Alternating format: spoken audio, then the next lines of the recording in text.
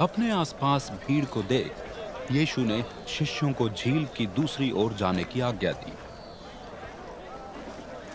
उसी समय एक शास्त्री ने आकर यीशु से विनती की, गुरुवर, आप जहां भी जाएं मैं आपके साथ चलूंगा।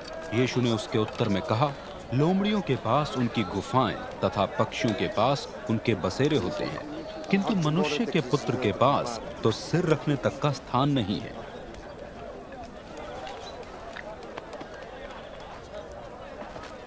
एक अन्य शिष्य ने उनसे विनती की, प्रभु, मुझे अपने पिता का अंतिम संस्कार तक परिचर्या करने की अनुमति दे दीजिए।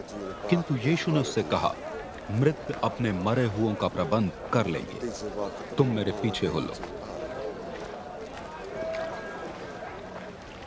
जब उन्होंने नाव में प्रवेश किया, उनके शिष्य भी उनके साथ हो लिए। अचानक झील में ऐसा प्रचंड बवंडर उठा कि लहरों ने नाव को ढांक लिया।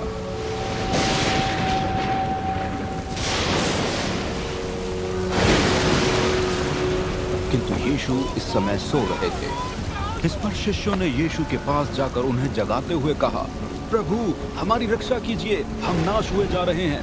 यीशु ने उनसे कहा, क्यों डर रहे हो अल्पविश्वासियों? वो उठे और उन्होंने बवंडर और झील को डांटा,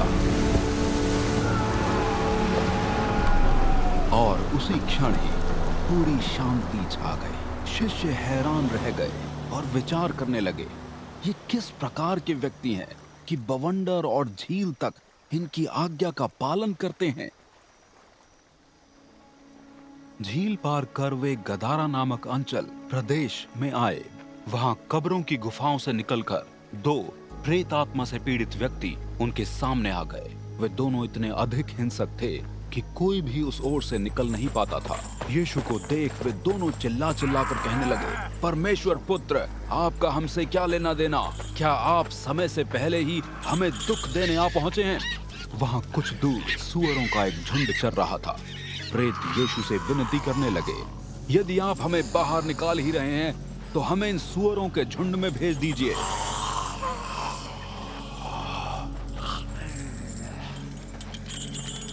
यीशु ने उन्हें आज्ञा दी, जाओ।